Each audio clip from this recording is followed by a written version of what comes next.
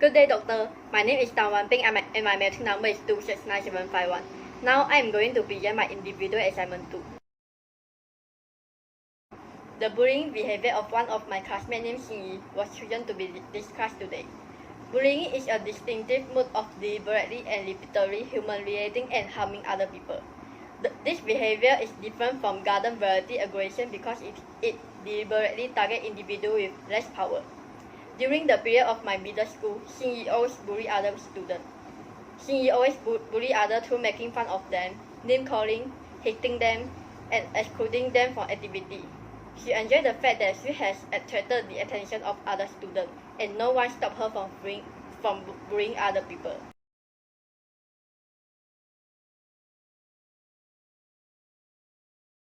I will use social cognitive theory and psychoanalytic theory to explain about the bullying behavior.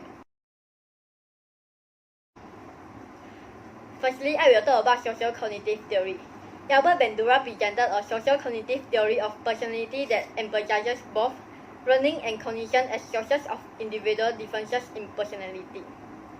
In social cognitive theory, the concept of reciprocal determinism, observational learning, and self-efficacy all play a part in personality development.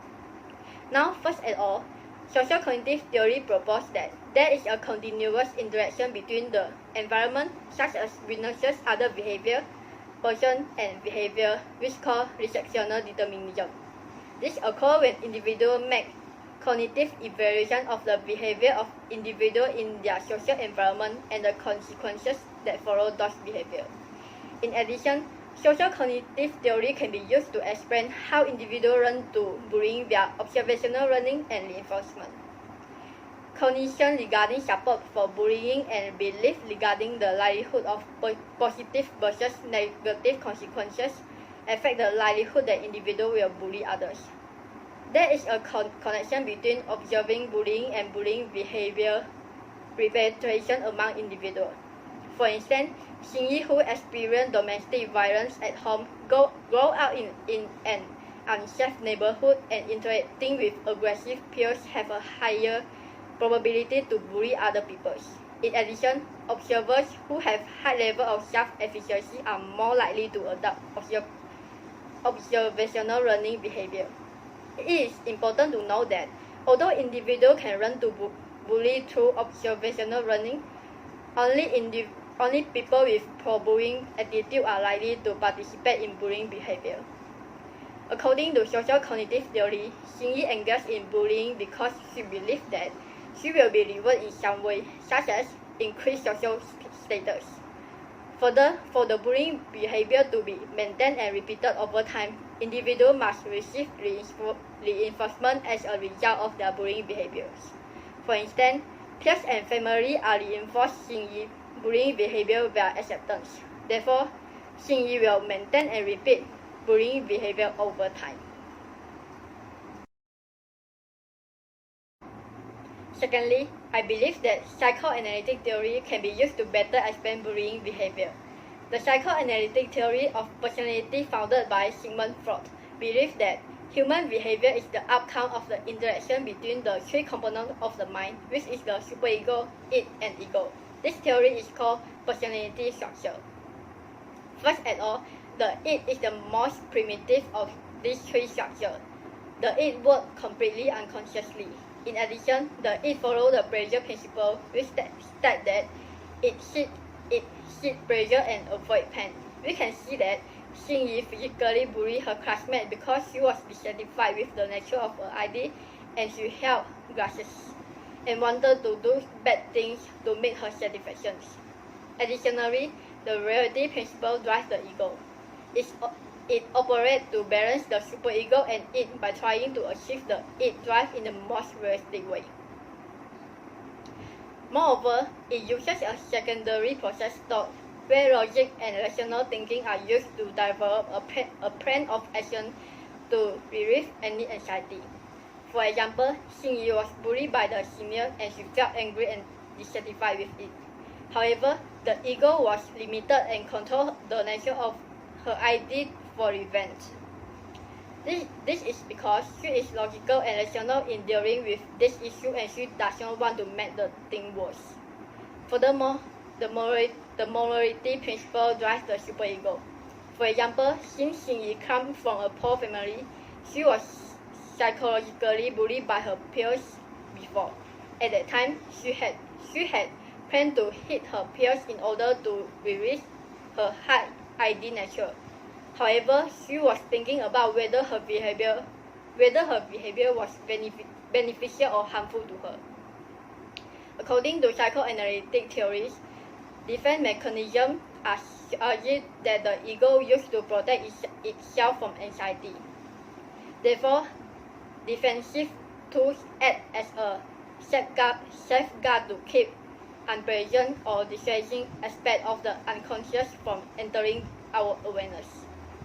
When something is experienced as overwhelming or even inappropriate, defense mechanisms keep the information from entering our consciousness, which minimize our distress.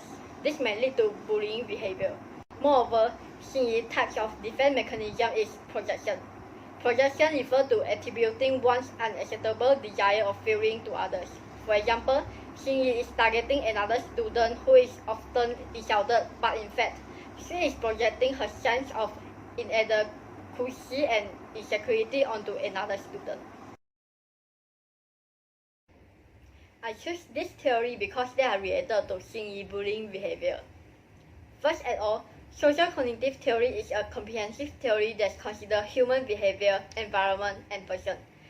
Moreover, it shows how reward, punishment, self-efficacy, and reinforcement influence motivation, as well as how people would try hard to achieve the objective or goals. Furthermore, this theory emphasizes the importance of self-regulation in learning. On the other hand, psychoanalytic theory focuses on the importance of unconscious in human behavior. This theory reflects the complexity of human nature, and it has grown and developed through the years. The uniqueness of social cognitive theory is that it focuses the role of cognition in determining the behaviors of individuals. It also focuses on social influence as well as internal and external social reinforcement. It also considers the different ways in which people maintain and acquire behavior and the social environment in which people conduct the behavior. Additionally, this theory considers the past experience of a person which determines whether the behavior will happen. Psychoanalytic theory is unique because the exploration of bullying behavior based on unconscious motivation, past situation, as well as other defense mechanisms can explain why individuals sometimes act in certain ways. People reaction, the control bullies can exert over others and peer pressure or make bullying behavior continuous in life. Bullying has a variety of effects on Xingyi. To begin with, Xingyi faces a great list of maladjustment and she fell into a state of academic underachievement. Additionally, Xingyi, who showing bullying behavior in youth, may lead to a developmental trajectory that leads to future criminal activities. Moreover, her behavior may make her grow up as an unhappy adult, and she may suffer from antisocial personality disorder. As a conclusion, I found that observational learning in social cognitive theories is more significantly related to bullying behavior, and ego is one of the most significant components of the personality structures. For me, I think ego can help me to think logically and rationally when dealing with problems in my daily life.